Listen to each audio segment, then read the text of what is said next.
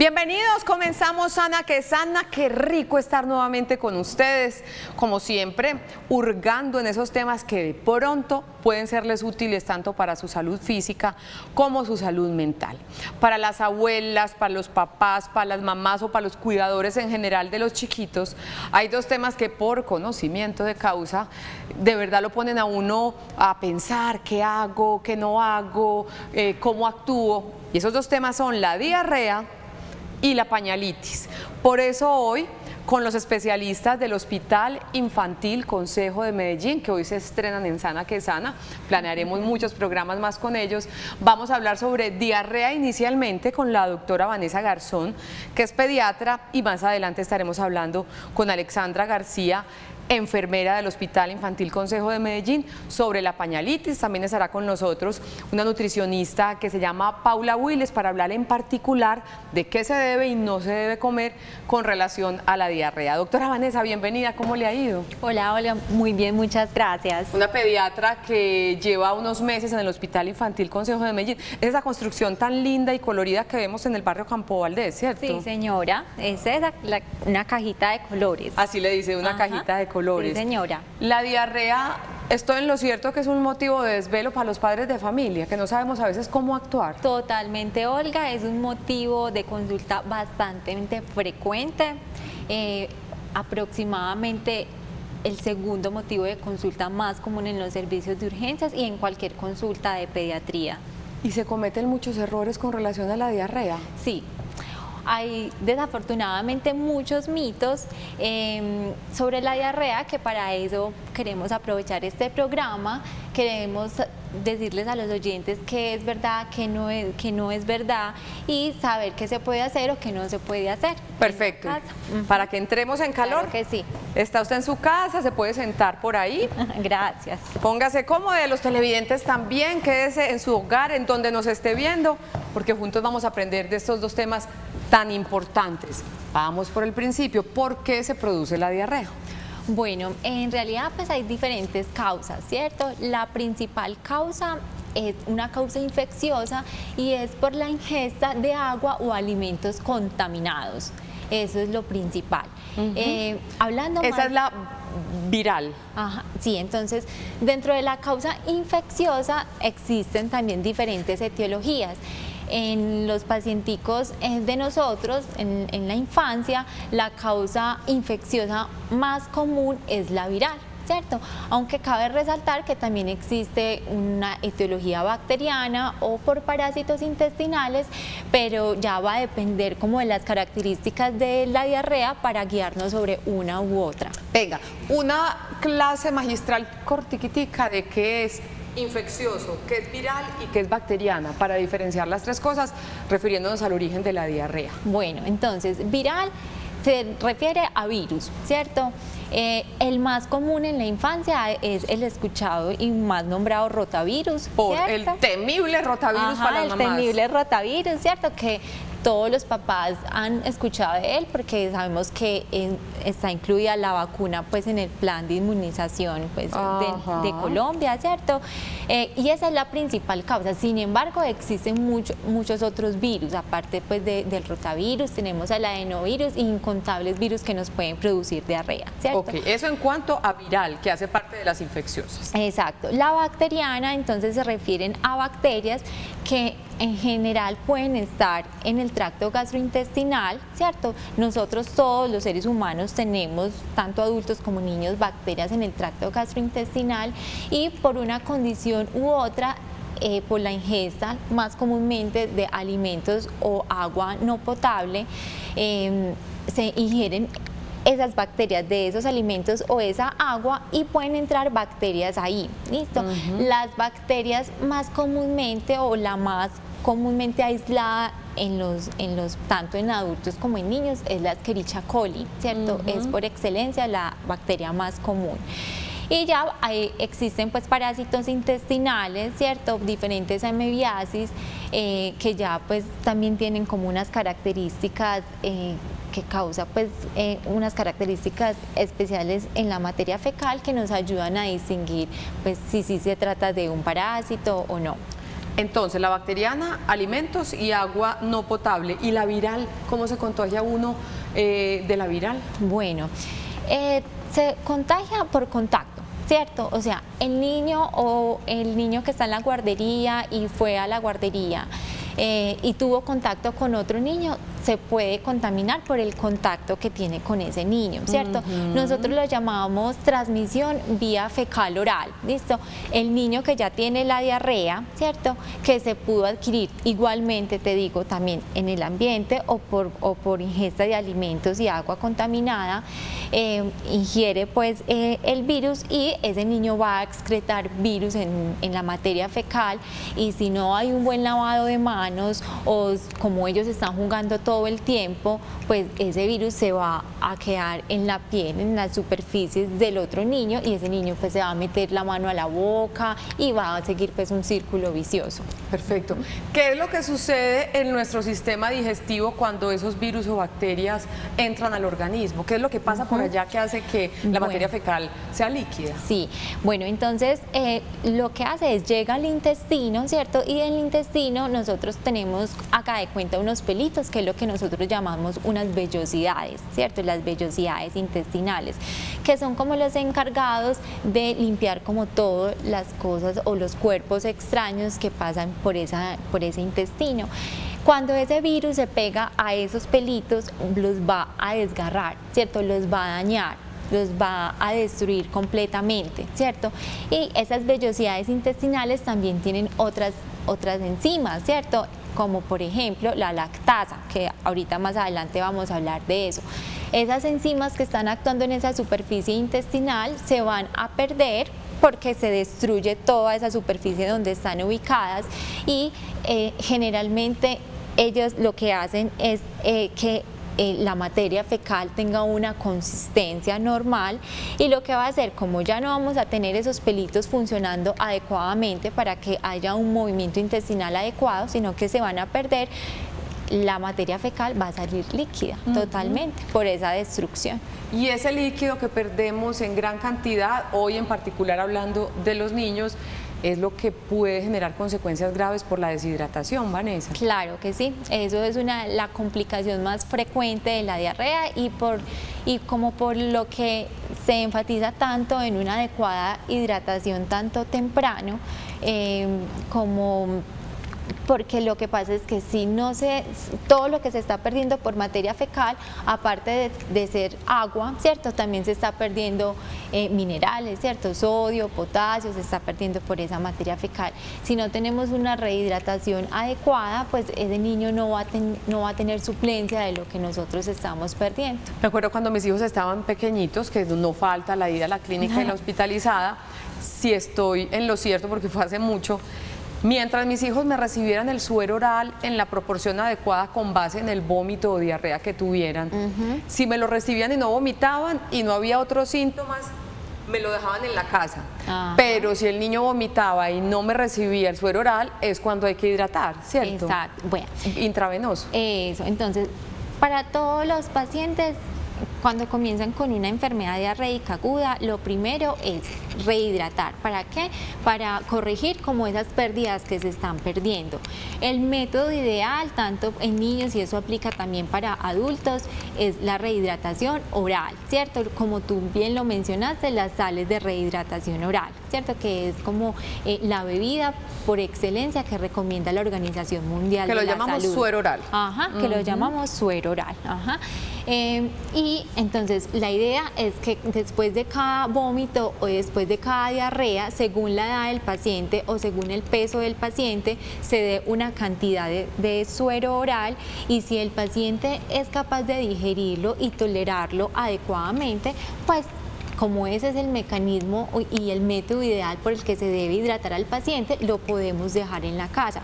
Pero si en algún momento el paciente empieza a vomitar ese suero, que es la única forma que tenemos en la casa de hidratar al niño adecuadamente, si lo empieza a vomitar, ya ahí es donde definitivamente nos toca consultar al servicio de urgencias para evaluar el estado de hidratación del niño y si es pertinente una hidratación intravenosa.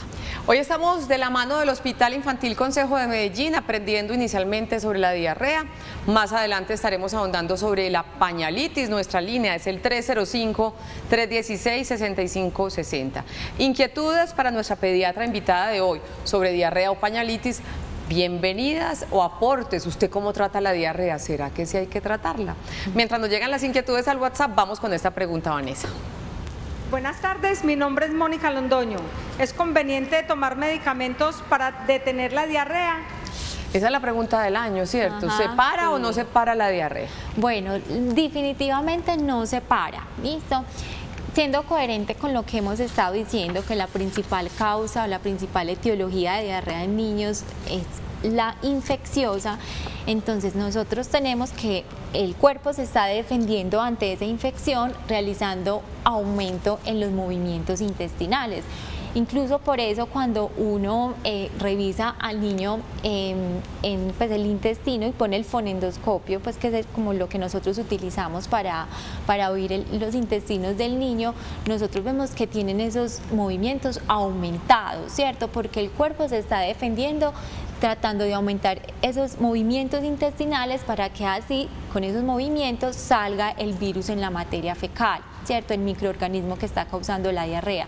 Si nosotros le damos fármacos, medicamentos que van a parar esos movimientos intestinales, ¿cierto? Porque la acción que tienen esos fármacos es disminuir el movimiento intestinal, lo que estamos haciendo es que los virus se estén quedando ahí y no sean expulsados, que es como el mecanismo de defensa que el cuerpo tiene, ¿cierto?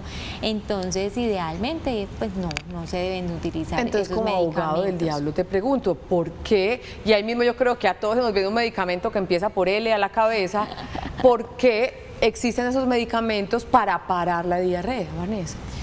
Bueno, pues en realidad esos medicamentos los han utilizado muchas veces las personas cuando tienen un viaje y se sienten pues muy incómodos o tienen una emergencia donde en realidad no pueden pues ir al baño. La conferencia de Sí, su vida. no Tocó. pueden, pues tocó, ¿cierto? Pero pues es el caso excepcional y en niños pues definitivamente no hay ningún motivo por cual utilizarlo, porque Perfecto. los niños si están enfermitos pues se pueden quedar en la casa, que es lo ideal, pues que en un episodio de diarrea se deben de quedar en la casa para evitar pues también la transmisión a los otros compañeritos, entonces no, definitivamente en ellos no los utilizamos.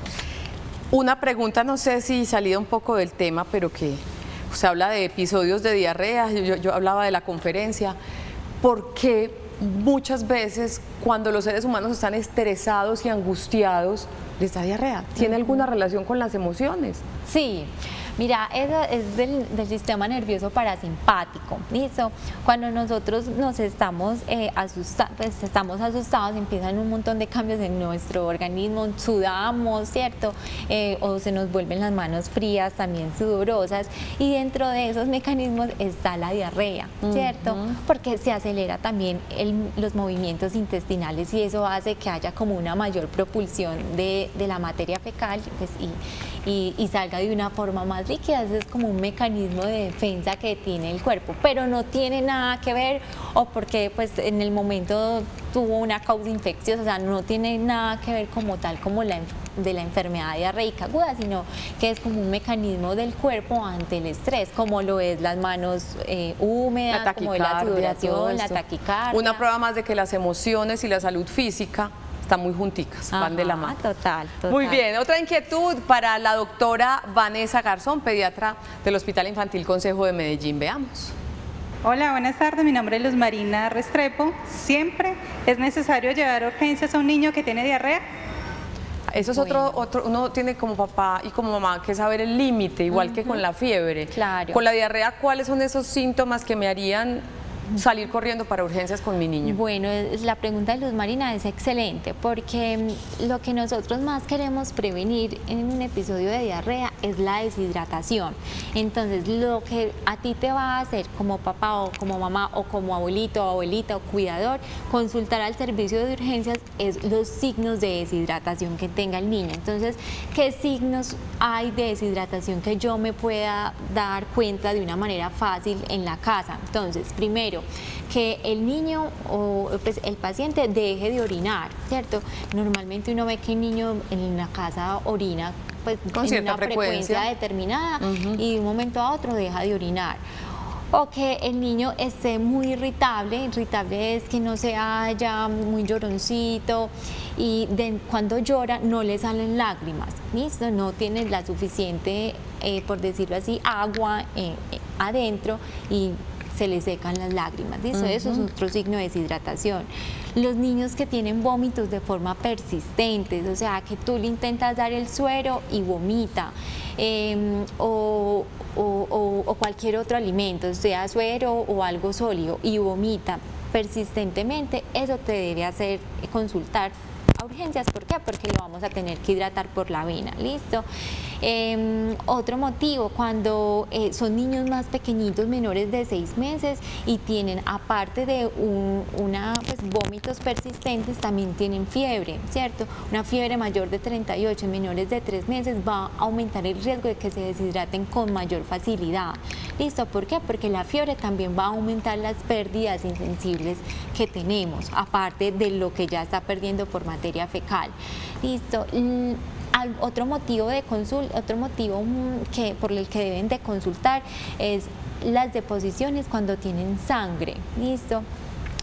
Cuando tienen una sangre, la deposición o puede ser por dos cosas, o porque el microorganismo que está causando la diarrea es de origen bacteriano, o porque ha hecho tantas deposiciones que el área del ano se lacera un poquito, pero sea por una o por otra, el médico debe verificar como por qué es, ¿listo? Entonces definitivamente sí o sí, niño con deposiciones, con pintas de sangre o sangre como tal, debe también consultar al servicio de urgencias. Yo he visto que los pediatras miran la lengua, a veces también miran por acá. Eso, entonces están otros signos de deshidratación como las mucosas secas, ¿cierto? La lengua seca. En general uno mira también como la parte de los ojitos para saber si ese niño tiene como los ojitos como más salidos de lo normal, ¿cierto? El cuerpo deja de tener agua y lo que le pasa, por dar un ejemplo, también a los niños desnutridos, que se vuelven muy caroncitos y los ojos entonces uno ve como más ojerositos, ¿cierto? Eso también es otro signo de deshidratación y que definitivamente sí o sí nos debe hacer consultar. ¿Qué es lo que le pasa al organismo cuando se deshidrata? ¿Qué es lo que estamos queriendo evitar ya de consecuencias graves en nuestro organismo con la deshidratación, Vanessa? Bueno, primero, pues, a ver, todos los órganos de nuestro cuerpo necesitan tener un flujo sanguíneo adecuado para funcionar correctamente, ¿cierto? Cuando se está perdiendo mucho líquido, ya sea por vómito o por materia fecal, ese flujo sanguíneo se disminuye, ¿cierto? Uno de los más, o donde uno lo puede percibir más es el riñón. Entonces, cuando uno toma una función renal en un paciente deshidratado, generalmente ese riñoncito se está exprimiendo para tratar como de compensar ese volumen que el cuerpo está teniendo. Pero muchas veces, en muchas oportunidades, el cuerpo ya no es capaz de más, ¿cierto? Y ya empieza como el daño en sí de diferentes órganos. Uno de esos órganos que inicialmente se puede afectar es el riñoncito. Incluso pues los pacientes pueden hacer fallas renales agudas por deshidratación si no hay una adecuada hidratación pues temprana en esos pacientes. Sé que no hay una fórmula y que no se puede decir si hizo 5 deposiciones completamente líquidas lleve a urgencias a su niño, pero hay edades de bebés muy recién nacidos que si tiene más de 3, 4, 5 deposiciones es mejor salir corriendo así no hayamos detectado esos síntomas. En general, uno de los signos de alarma que uno le da a los papás es más de 10 deposiciones en 10 horas o más de 12 deposiciones en 12 horas. A ver, otra vez, ¿más de 10? 10 deposiciones. O sea, cada hora. Más de 10 deposiciones en 12 horas o más de 12 deposiciones en 24 horas. ¿Listo? Eso sería como la fórmula. Sí, eso es nosotros lo llamamos alto gasto fecal y esos pacientes son los que tienen un alto riesgo de deshidratarse. ¿listo? Entonces hay que estar muy atentos. Lo mismo, los vómitos persistentes o los niños que tengan más de 4 vómitos en las últimas 4 horas. Esos niños también deben de consultar a urgencias porque el riesgo que hay de deshidratación es mucho mayor, así estén recibiendo suero oral. Y yo sé que estamos hablando en particular de niños, tú eres pediatra y esa es tu experticia. En los adultos mayores, saliéndome un poquito como el de la edad foco, en los adultos mayores, en los dos extremos de la vida, el tema de la deshidratación, en cualquier edad, pero en eso sí que más, también hay que tener mucho cuidado con ellos. Sí. Mejor dicho, estas recomendaciones pueden aplicar incluso Son para universales. ellos, sí, porque pues para los adultos mayores, porque ellos también tienen una mayor susceptibilidad para deshidratarse más fácilmente, igual que los niños. Entonces, en ellos también aplicaría ese número de deposiciones y de vómitos que acabamos de decir. Perfecto. Hoy en Sana que Sana estamos hablando inicialmente de diarrea y más adelante vamos a hablar de pañalitis. La siguiente pregunta para la doctora Vanessa Garzón, nuestra pediatra invitada de hoy. Hola, mi nombre es Paola y mi pregunta es ¿cómo se prepara el suero oral? Y a Paola sí que le debe interesar esta respuesta porque es que songo sorongo el suero oral va costando y si uno lo puede preparar, pues muchísimo mejor. Ajá, bueno, pues en realidad existen diferentes formas de prepararlo, ¿listo? Pues como una de las más aceptadas o dos de las más aceptadas es en general 1 litro de agua, ¿cierto? Ese litro de agua debe ser de un agua hervida, ¿cierto? O un agua pues potable. Y a ese litro de agua se le puede pues adicionar una cucharadita de arroz, de esas pequeñas, listo, de esas de tinteras, una cucharadita de sal, perdón, y se le puede adicionar también arroz, ¿cierto? Ese líquido que suelta el arroz es totalmente, pues hace una muy buena digestión en el niño que está con diarrea, no hay problema, listo. Y el otro método es también en ese mismo litro de agua se puede adicionar la misma cucharadita de sal, puede adicionarse otra cucharadita de azúcar y una cucharadita de bicarbonato. Le voy a proponer una cosa, nos vamos de Televid para el Hospital Infantil Consejo de Medellín. Claro que la sí. nutricionista de allá, ¿cómo es que se llama? ¿Me recuerdas el nombre? Lucía. Lucía, nutricionista del Hospital Infantil Consejo de Medellín, nos va a recordar esa fórmula que nos está dando Vanessa, pero visualmente, con la siguiente nota, nos dará puntaditas del tema de nutrición, el cual ahondaremos también más adelante con la nutricionista y dietista Paula Willes. Vámonos pues para allá, para que apunten, es una fórmula muy sencilla que le ahorra pesitos para elaborar caseramente el suero oral, que es tan efectivo como los comerciales. Entonces veamos.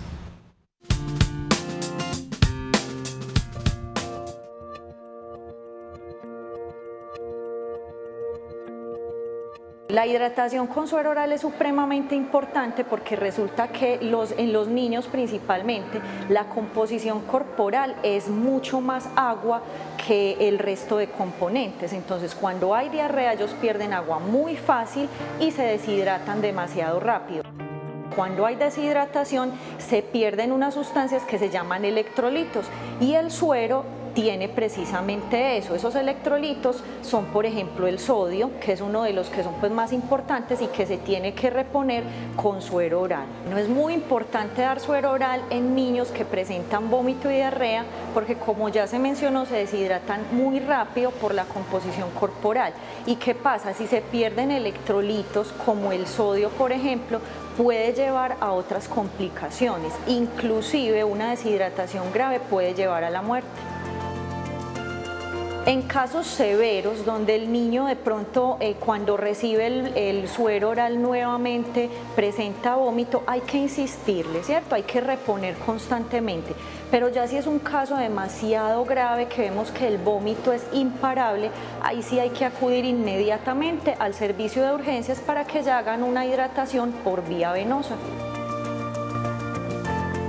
Como el principal problema en los niños con diarrea es la deshidratación, es muy importante que ustedes tengan en cuenta cómo preparar suero oral en casa en caso de no tener la posibilidad de ir a la farmacia a comprar un suero. Tenemos dos opciones. La primera la podemos preparar con ingredientes de casa ambas. La primera puede ser con 1 litro de agua, tenemos aquí arroz, pero lo que van a hacer en casa es molerlo, sea con molino o si tienen un mortero, el polvo del arroz. La cantidad corresponde a 4 cucharadas soperas y sal, una cucharadita tintera de sal. La idea es mezclar estos 3 ingredientes y suministrarlos al niño luego de cada deposición.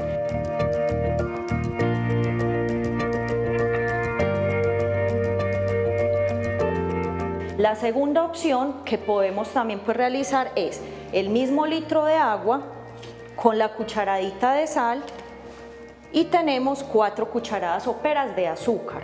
Se mezclan hasta disolver y se va a suministrar al niño después de cada deposición.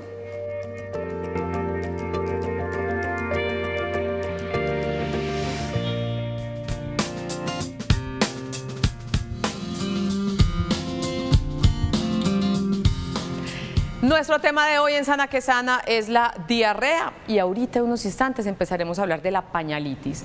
Síntomas de deshidratación de los bebés: lengua y boca secas, llora sin lágrimas, no ha mojado el pañal en 3 horas o con mucha menos frecuencia de lo que usted conoce de la cotidianidad de su hijo, somnolencia o irritabilidad excesivas, ojos, mejillas o abdomen hundidos, temperatura mayor a 39 grados centígrados. Y si hablamos de diarrea, definitivamente hay que hablar de nutrición.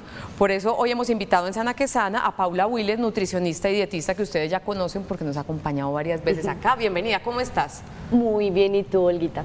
Diarrea y alimentación van de la mano, tanto para la prevención como para el tratamiento, ¿o cómo es eso? Bueno, primero es importante tener en cuenta pues que estamos hablando el día de hoy de diarrea en nuestros niños. Entonces, cuando se presentan pues los episodios de diarrea, normalmente el niño también va a presentar como esa parte de inapetencia. No va a querer consumir algunos alimentos porque él va a tener su malestar.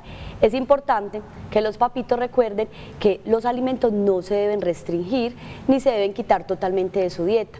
Obviamente él está con una sintomatología y la diarrea es un síntoma referente a algo que esté ocurriendo en el niño, entonces es muy importante seguirle suministrando los alimentos que él requiere y depende de la edad del niño. Por ejemplo, si tenemos un niño, un menor de 6 meses, normalmente un menor de 6 meses debe estar con lactancia materna exclusiva y así el bebé esté presentando episodios de vómito o episodios de diarrea.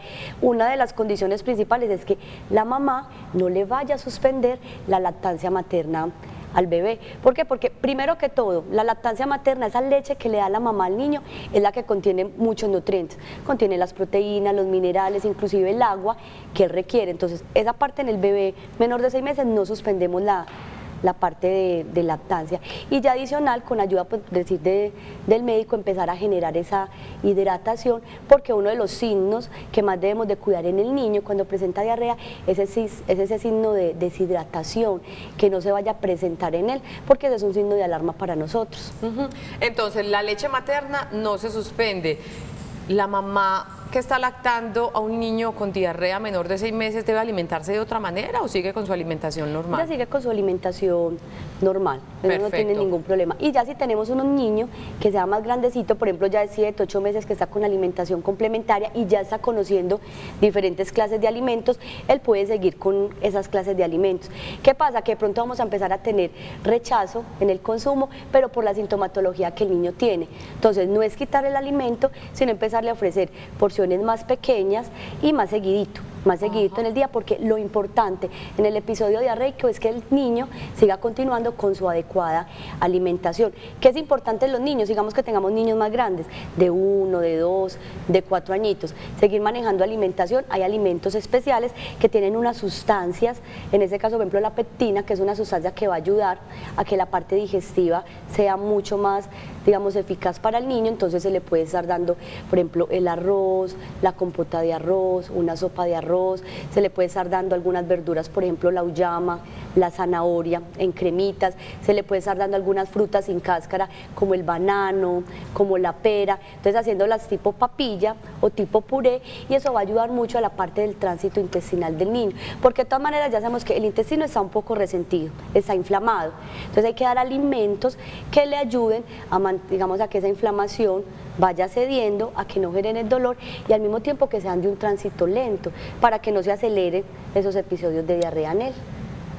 El azúcar, sí hay que eliminarlo en un episodio de diarrea. Es importante. Por ejemplo, los niños, digamos que ahorita tenemos que los niños son mucho de consumo, o digamos los papás lo permitimos, de gaseosas, juguitos en caja, golosinas, mucho mecato. El azúcar va a influir en que esos episodios de diarrea se estén presentando más aceleradamente. Las bebidas gaseosas, todo ese mecato. Los mecatos. Los mecatos. Es que hay un dueto que la gente recomienda, chitos con manzana, porque lo dicen así, literalmente, con gaseosa, pero absolutamente equivocado para la diarrea. Sí, es totalmente equivocado porque posiblemente tenga algo como nos lo explicaron ahorita parecido a lo que tiene el suero, tiene un componente de azúcares y un componente de sal que se busca en una, digamos, en una solución hidratante. Sin embargo, para los niños en este caso no están en las concentraciones adecuadas, entonces esto para ellos no va a ser lo ideal. Podemos irnos de la mano, entonces lo importante es el niño no suspenderle los alimentos, se restringen o se merman un poco durante los episodios de diarrea, por ejemplo, directamente el consumo de la leche, se puede cambiar por algunos yogures con alto contenido de probióticos, yogures, digamos que se van a incluir un poquito más algunas frutas, pero que tengan esa sustancia especial que les decía ahorita, la manzana, la pera, como decimos en el paisa, plátano, que amarran. Sí, eso. Y hay veces algunas que nos dicen las abuelitas, que la colada de arroz, que la colada de maíz, porque esas sustancias, ese almidón que ellas tienen nos van a ayudar a detener un poquito esos episodios y aparte que cae mucho más suave al intestino del niño. Si son niños pequeños, igual por ejemplo el consumo de carnes, porque pensamos que cuando el niño tiene diarrea no le vamos a dar ningún alimento, porque todo realmente le va a caer mal. Y como él está en constante pérdida, entonces vamos a mantener la hidratación con el suero que nos enseñaron hacer ahorita, pero vamos a mantener al mismo tiempo una adecuada alimentación. Él debe seguir consumiendo proteína porque él está en crecimiento y sus requerimientos tienen que estar siempre activos. Entonces, ¿qué cambiamos? Como la forma de preparar. Si él está indispuesto, está enfermo, ¿cómo sería, por ejemplo, esa carne? Una carne en polvo, carne molida, puede ser el pollo desmechado. Con poca grasa, ¿verdad? Sí, evitar las grasas. Las grasas en ese momento no van a tener una buena absorción, entonces es muy importante que se eviten, o alimentos con alto contenido de fibra, por ejemplo las ensaladas en crudo. En esos episodios no es recomendárselo, dárselo a nuestros pequeñitos. Perfecto. Paula, muchas gracias por estas recomendaciones nutricionales. Con mucho gusto. Para nuestro tema de hoy, que es la diarrea, le agradezco y me paso otra vez para hablar con mis especialistas. Gracias, Paula. Y le damos la bienvenida ahorita a Alexandra García, enfermera también del Hospital Infantil Consejo de Medellín. Alexandra, bienvenida, ¿cómo estás? Buenos días, bienvenidas. Muchas gracias.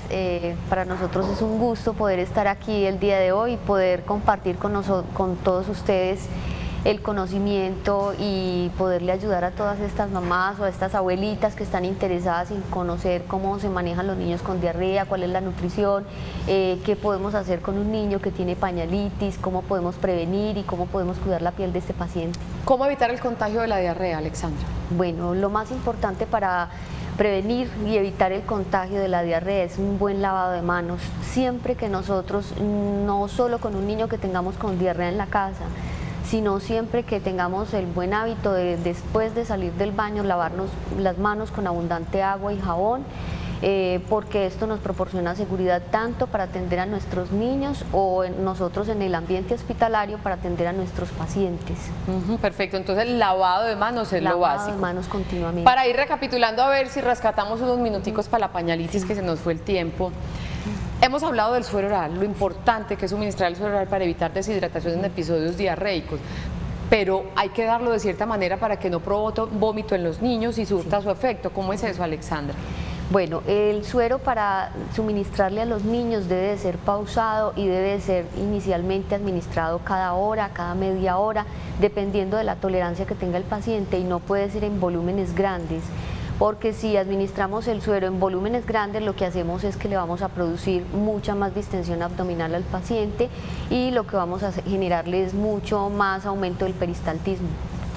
Perfecto. Entonces, despaciecito. Y en cantidades pequeñas. Cucharaditas. Cucharaditas. O sea, es un asunto de muchísima mucha paciencia. Nosotros podemos tener una auxiliar de enfermería que se dedica solo a un paciente para darle el suerito oral mientras pasa la primera hora y el paciente nos tolera la vía oral. O sea, por decir algo, yo soy muy práctica, intento hacerlo en medidas.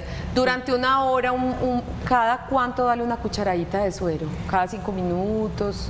puede ser cada 5 minutos o cada 10 minutos, eso depende mucho de la tolerancia con que empecemos con el paciente. Perfecto. Y otro asunto para ir redondeando el tema de la diarrea, doctora Vanessa. Sí. Así como no es aconsejable pararla, como hablamos de esos medicamentos que tanto conocemos, sí hay una pastillita que es importante para ciertos casos de diarrea. Usted me decía que el zinc. Sí, realmente pues viene en diferentes presentaciones. La más usada en pediatría es la que viene pues en suspensión, ¿cierto? Y el zinc es un mineral que se ha estudiado en varios estudios y se ha determinado que una ingesta durante y después de ese episodio de diarrea puede disminuir tanto la gravedad de la diarrea como la duración, ¿cierto? E incluso puede disminuir los episodios en los próximos 6 meses o 12 meses para que no sucedan. Puede disminuir ese riesgo.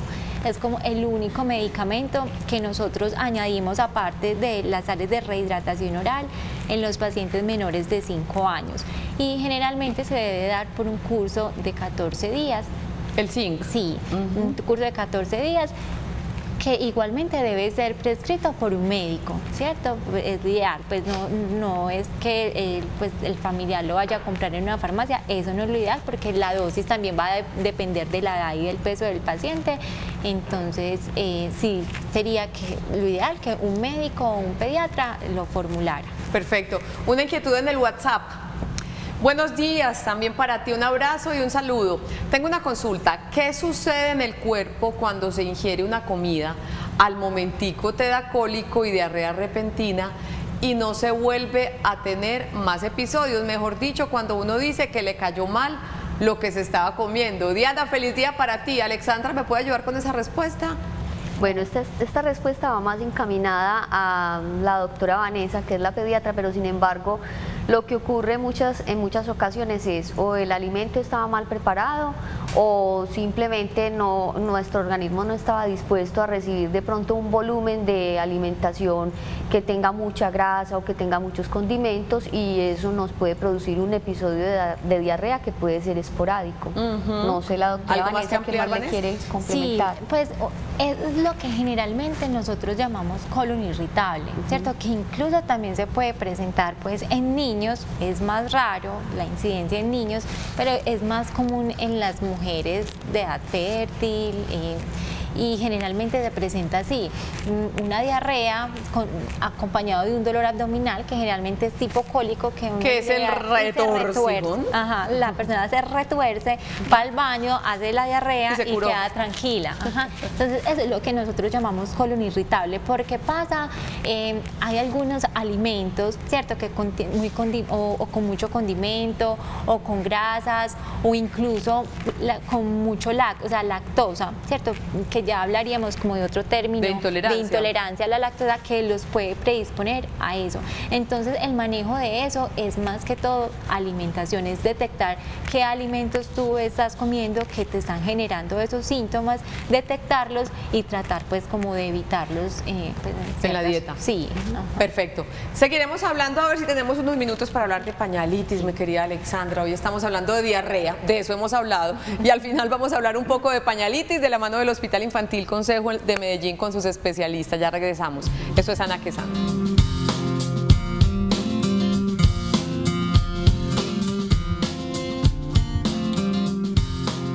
Y unos minutos finales para hablar con Alexandra García, enfermera del Hospital Infantil Consejo de Medellín, sobre la pañalitis, que es un asunto muy doloroso para los chiquitos que están en edad de usar pañal, ¿verdad? Claro que sí. ¿Por qué se produce la pañalitis, ¿Por qué se Alexandra? produce la pañalitis, Olga? Se produce casi siempre en niños menores de 3 años, porque son aquellos niños que están más expuestos a periodos diarreicos o porque son niños que están mucho más expuestos a la manipulación del pañal por la humedad. En estos niños generalmente hay que tener mucha precaución, cambiar el pañal siempre que se tenga un lapso de de diarrea, donde el niño esté muy húmedo, hay que tener precaución, estarlo cambiando constantemente, porque la humedad es la que nos lleva a que la piel se deteriore mucho más rápido. Yo sé que el cambio se hace a necesidad, pues si usted es tan de malas que eso pasó, pasó, que estaba uno acabando de cambiar al bebé y justo en ese momento hizo o lo uno o lo otro, tocó cambiarlo ahí mismo. Sí. Pero definitivamente hay unas horas como límite, así uno no haya visto que tenga popis o chichi, debe cambiarlo también por el sudor, ¿verdad? Claro que sí, los niños tienen mucha sudoración, ¿por qué? Por su actividad, porque se mueven mucho, porque pueden ser gorditos, porque el solo roce del pañal con las ingles hace que se produzca humedad, entonces estos niños deben de estar cambiando entre 3 y 4 horas cuando no tienen un periodo de diarrea. Y la mamá pues obviamente tiene que estar muy atenta, casi siempre una mamá se va dando cuenta cuáles son los horarios de su niño para controlar esfínteres, para eliminar, para hacer deposición, entonces es importante estar revisando, 1, el pañal, y 2, que si el niño no ha hecho deposición, mínimo cada 3 horas sí deberíamos de estar cambiando ese pañal para que el bebé se sienta fresco. Aparte del cambio adecuado y con la frecuencia necesaria para evitar la pañalitis, ¿cómo más podemos proteger la piel del bebé? Sí. Yo recuerdo unas cremas que eso parecía, mejor dicho, una capa impermeabilizante, pero a veces son muy costosas. ¿Cómo podemos reemplazar ese tipo de asuntos por algo más económico que también proteja la piel del bebé, Alexandra? Bueno, es muy importante para proteger la piel del bebé siempre que se cambia el pañal, no utilizar los pañitos. Los pañitos se pueden utilizar cuando yo voy a salir a la calle, cuando estoy con el niño en una cita médica o cuando lo llevo a un centro comercial, por facilidad y comodidad, pero los pañitos contienen alcohol y contienen perfume y el perfume nos deshidrata la piel del bebé. Lo ideal es siempre que un niño hace deposición o elimina, lavarle la colita con abundante agua y jabón, y un jabón que sea delicado, el jabón que utilizamos incluso para bañarlo a él mismo, para que esta piel se conserve muy sana. Posterior al lavado, si el niño está pasando por un proceso de pañalitis, se pueden utilizar cremas que tengan componentes de óxido de zinc, que ya las hay desde marcas muy costosas hasta marcas que son muy llevaderas en el mercado y que necesariamente no quieren decir que no sirvan.